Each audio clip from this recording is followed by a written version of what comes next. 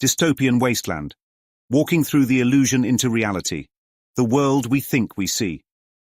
Close your eyes for a moment. Imagine you're walking through a dystopian wasteland. The sky is dark, filled with thick, choking smoke.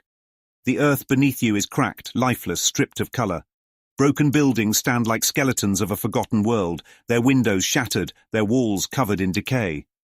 You hear the distant echoes of despair, shouts, sirens, maybe even gunfire. People move like ghosts, hollow-eyed and desperate, scavenging for scraps of food, fighting for survival. The air is heavy with the scent of burning, of ruin, of death. This is not a scene from Mad Max: The Road or 1984. This is how the world looks when seen through fear, through attack thoughts, through the illusion of separation. This is the world the ego shows us, a world ruled by disease, disaster, and death. And the more we believe in it, the more real it seems. What is a dystopian wasteland? The term dystopian wasteland often describes a post-apocalyptic world, a world that has fallen apart due to war, environmental collapse, or societal breakdown.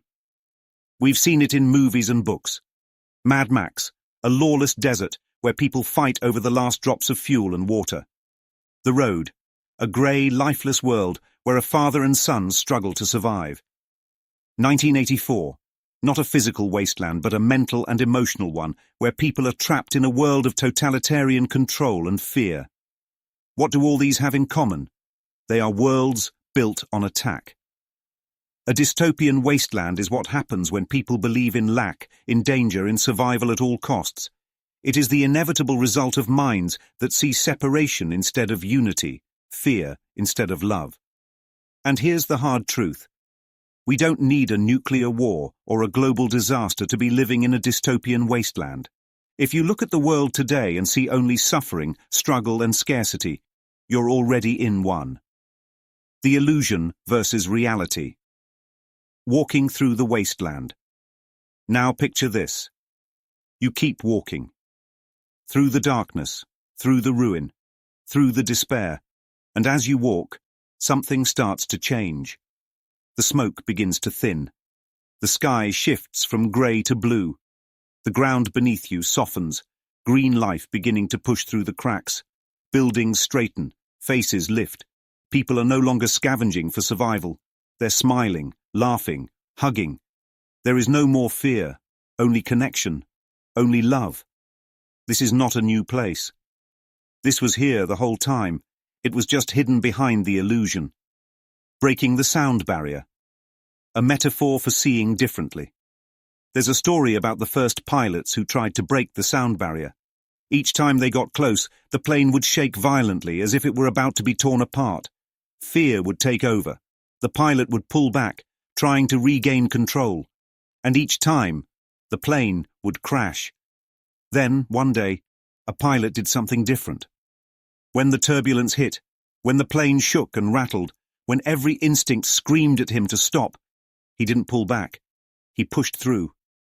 And the moment he broke the sound barrier? Silence. Smooth, effortless flight. He had passed through the illusion of turbulence and into something entirely new. This is what we are doing when we release our attack thoughts, when we forgive, when we choose to see love instead of fear, when we keep walking past the dystopian wasteland and into the real world that has been here all along. The truth behind the illusion lesson.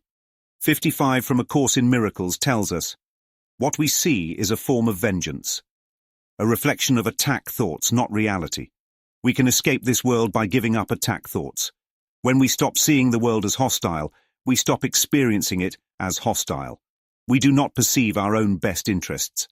We cling to illusions because we think they protect us. They don't. We do not know what anything is for.